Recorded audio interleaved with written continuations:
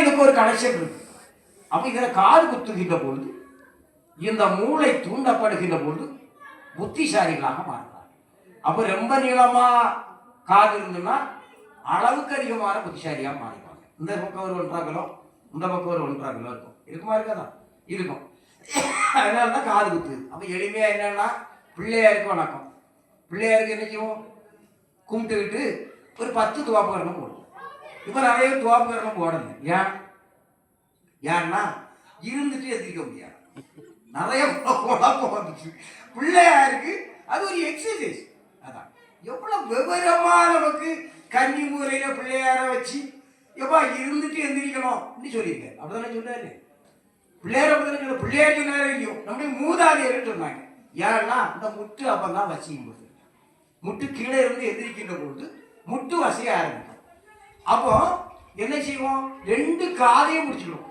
2 காதையும் பிடிக்கின்ற பொழுது இந்த காது மடல்களிலே இருக்கின்ற நரம்புகள் அங்க போய் தூண்டுவோம். சரிதானே? அப்ப அடுத்தார இங்க வந்துடும். இந்த ஓட்டாங்கடி மந்திரத்துக்கு வந்துடும். இந்த மந்திரத்தை முறைக்கணும்னா அதற்கு ஒரு செய்தி இருக்கு. என்னன்னு தெரியுமா?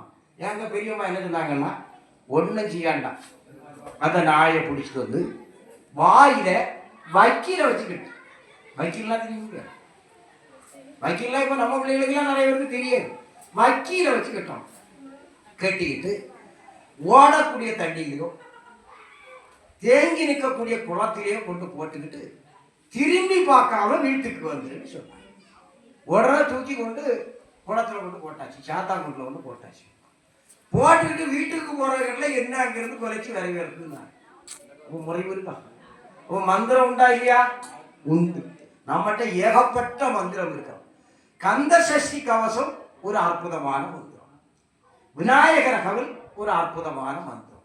மந்திரம்னா அடுத்தவங்க செய்வதை வைக்கிறது மந்திரம் இல்லை, நம்மை நாமே செம்மைப்படுத்துவதுதான் மந்திரம். கந்த சஷ்டி கவசத்தை காலையில ஒவ்வொரு நாட்களும் எழுந்த உடனே 5 மணிக்கு எந்திரிக்கணும். பிரம்ம முகூர்த்தத்துல எந்திரிக்கணும். எந்திரிச்சு விடாம சொல்லிட்டு வாருங்க பாப்போம். என்ன நடக்கும்? நமக்கு மனசு பக்குவப்படுமா?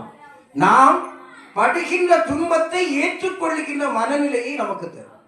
அதே மாதிரிதான் நம்முடைய சிவபெருமானுக்கு ஒரு அற்புதமான மந்திரம் நமச்சிவாய. சரியா? இந்த நமச்சிவாய மந்திரம் பஞ்சாட்சர மந்திரம் என்று போற்றப்படும். சிவனுடைய மூல மந்திரம். இந்த மந்திரத்தை சொன்னால் இந்த மந்திரத்துக்குள்ளே சிவபெருமான் வருவார். எப்படி வருவார்? மந்திரத்துக்குள்ள எப்படியா சிவபெருமான் வருவார்?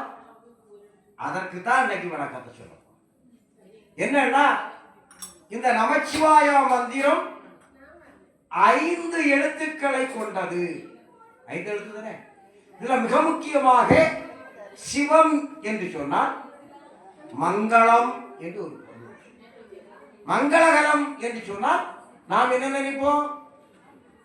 மங்களகரமான இடம் சொன்னா சந்தோஷமாக இருக்கின்ற இடம்.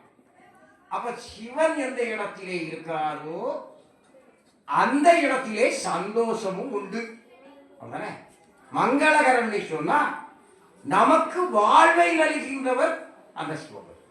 அப்ப மங்களகரமாக இருக்க வேண்டும் என்றுதான் எல்லோரும் விரும்புவார்கள். எனவே அந்த நிலையை சிவபெருமான் நமக்கு கொடுக்கிறார்.